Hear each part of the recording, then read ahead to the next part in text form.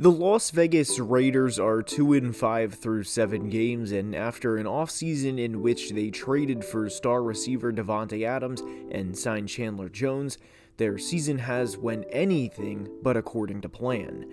Head coach Josh McDaniels has been a disaster, and it does not help they play in the AFC West. It would be extremely challenging to win a division title in any division when you start out 2-5, but the task becomes almost impossible when the Patrick Mahomes-led Chiefs are competing for the same division title.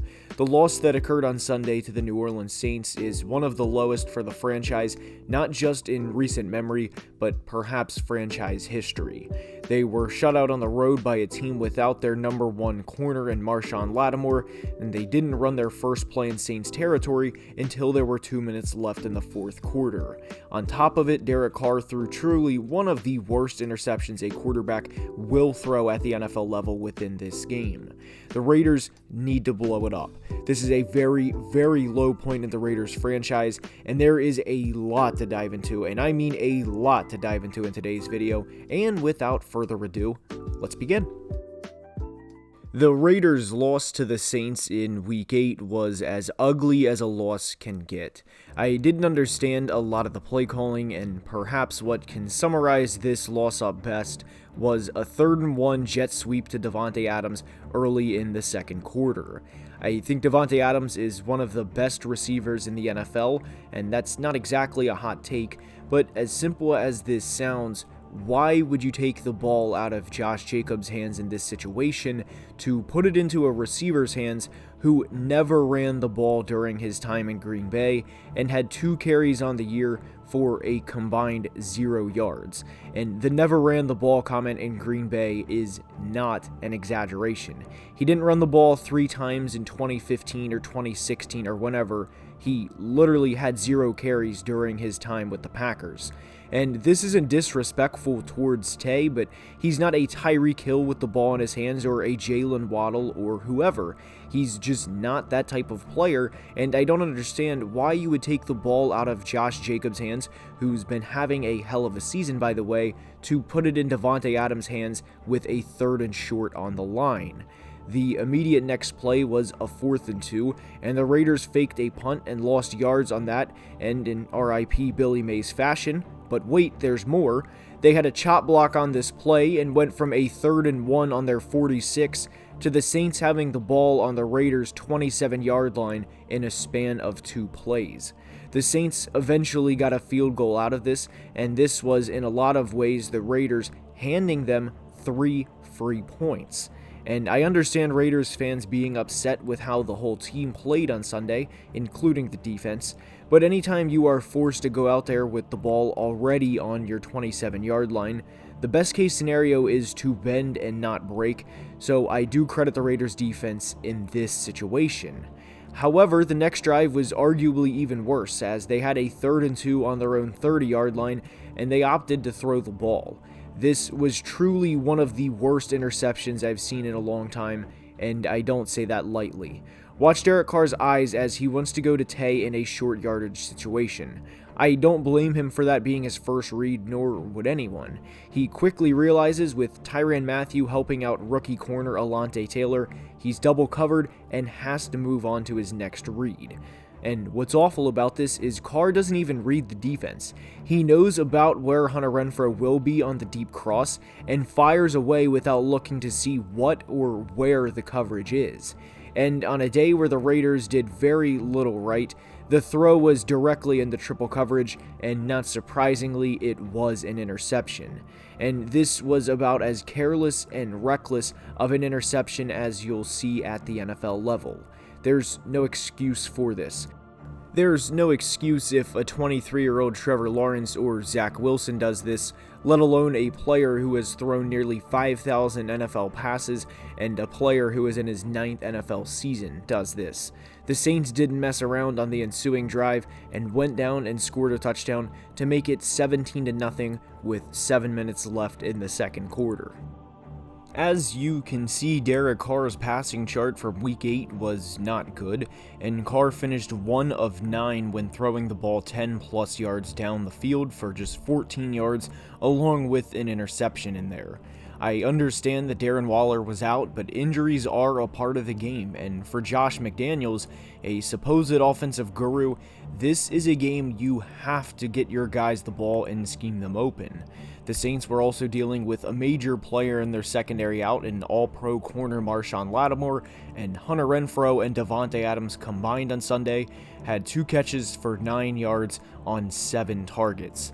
Mac Hollins and Foster Moreau were the Raiders' leading receivers in Week 8. Davante Adams' 3 yards were the second lowest he's had in a game in his entire career, and the other occurred in 2015 against the Chiefs when he was a second-year player and was targeted just 2 times. I don't intend to sound this mean regarding the Raiders organization, because there for a while I liked what they were doing and what their plans were, but this is the type of thing losing teams do. The Raiders' 2 wins this year are over the Broncos, who have been a train wreck themselves, and were most recently in the news because their quarterback somehow, someway, made a plane flight about himself and did high knees across the Atlantic to get more stretching in. Yes, that actually happened. And their other win was against the Texans, and I don't want to kill the Texans too much, but their roster and the Raiders roster are not close. The Raiders are far more talented than the Texans, and there would have been 0 reason to lose that game at home. But the Raiders are in one of the worst positions a franchise can be in because they went all in and have failed monumentally. I credit them for doing so, rather than do what the Colts have done over the past few years and play a revolving door of quarterbacks. But the future for the Raiders at the moment is very murky.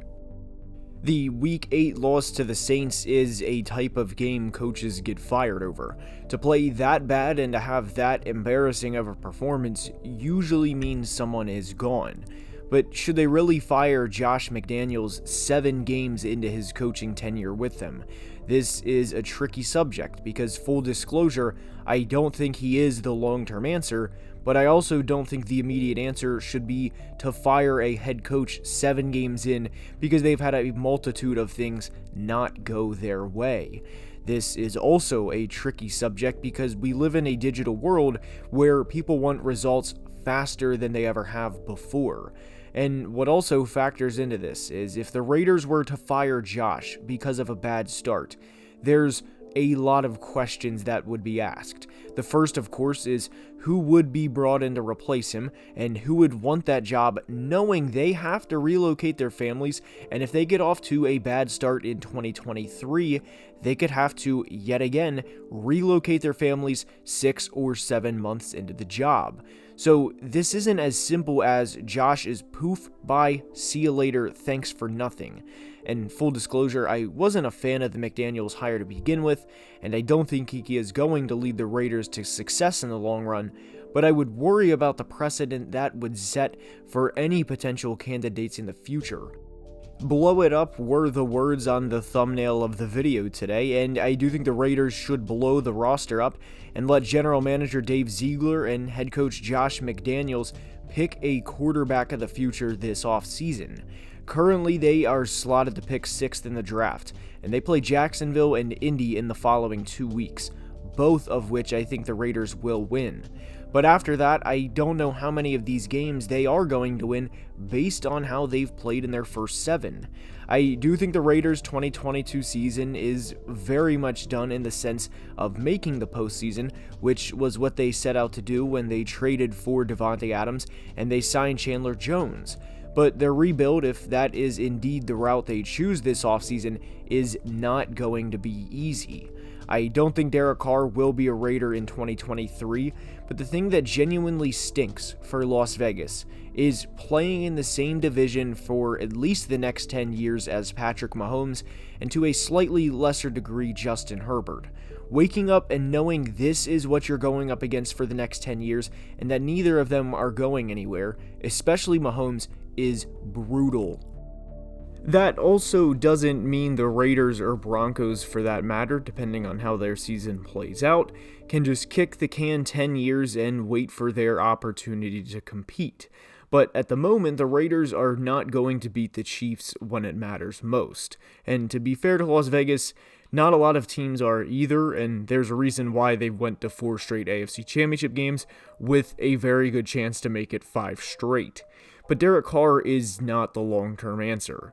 He turns the ball over a lot, and while he's not a bad quarterback, he's not going to lead the Raiders to a Super Bowl. We have nearly 10 years of evidence, and they're off to a 2-5 start in what was supposed to be quote-unquote their year. The last Raiders regime did a lot of things wrong from a draft standpoint, like select Damon Arnett in the top 20 picks when he was a borderline top 100 player. He was released from the Raiders for off-the-field activity, but he was not a pick that should have been made. The 2019 first round with Clelin Ferrell and Jonathan Abram were also not great picks, and in a span of 3 years, the Raiders had 5 first-round picks, and only one panned out, that of course being Josh Jacobs. The Henry Ruggs pick was a good pick from a football standpoint, and in retrospect, we cannot blame John Gruden or Mike Mayock for what happened and how his NFL career ended. That is a very, very sad situation, but that was nobody's fault except Henry's.